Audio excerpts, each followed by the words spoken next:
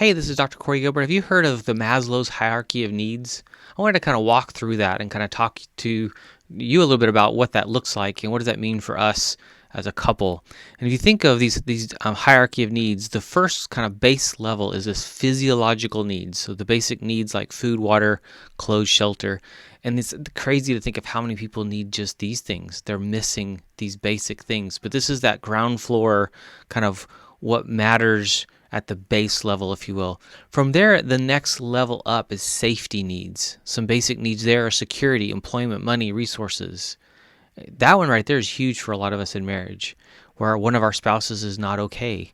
Or one of our spouses, our spouse is not okay. They're not feeling safety and security because of our financial situation or job. And so this becomes we get stuck right here at this level of safety and security because of employment, money, and other resources. Third, though, next level up becomes that social needs, belonging, intimacy. We all have these, but the other ones, if there are other ones are kind of an issue, this one gets put to the side. So our social needs of being a part of something and a part of a community and that intimacy is critical. Then the next level is esteem needs. So confidence, respect, and status. Now this starts stacking on the other ones as we get healthier and stronger and able to focus on new levels, I guess you could say. Because then the top one is self-actualization. So the basic need here is creativity, living your best life, morality, fulfillment. Here it gets into a different level of conversation, one that I'd love for us to spend a lot of time on, and that's who are you and who are you meant to be and how are you living out that person or persona in your marriage, with your spouse, with your kids, in your job. How many of you have a great marriage and that part of you is healthy, but your job is a place you're stuck in? Or you're doing great at home, but you're stuck in their church. Church is just, something's not clicking there and you're not really growing. That discipleship is missing in your life when it comes to your faith.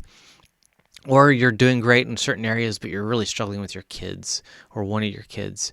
This is where we get stuck and start going down to those other needs, kind of lower needs. And we need to be able to look up to this one and go, there's a bigger picture and a bigger plan. And I need to actually think through that of how I can be the best person I can be for my spouse, for my kids, for my church, for my community, for my job. And so all these matter, but they have different, I guess, weights on them depending on what we have or don't have, or we have access to, and that safety, security, the basic needs, the desire to connect, to belong, to be known, and then to actually live a big or a good life. God wants the best for us, but He also wants to use us. And so a lot of times we get so focused on just me and my self-actualizing, I think we lose touch with God's plan, where He wants to use you and humble you and grow you even deeper. And other times we miss out on our own self because we just are sacrificial because of a lot of the ways that many of us were trained. And so we serve to our own detriment, our own pain, and neither of those are healthy.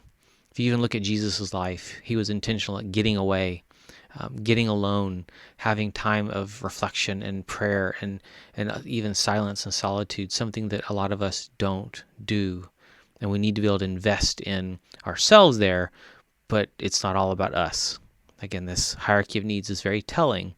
And so I hope this helps you think through maybe areas you need to work on. And feel free to post or email or contact me if you have questions as we process or help you process kind of where you might be stuck and how you can go to certain next levels, if you will.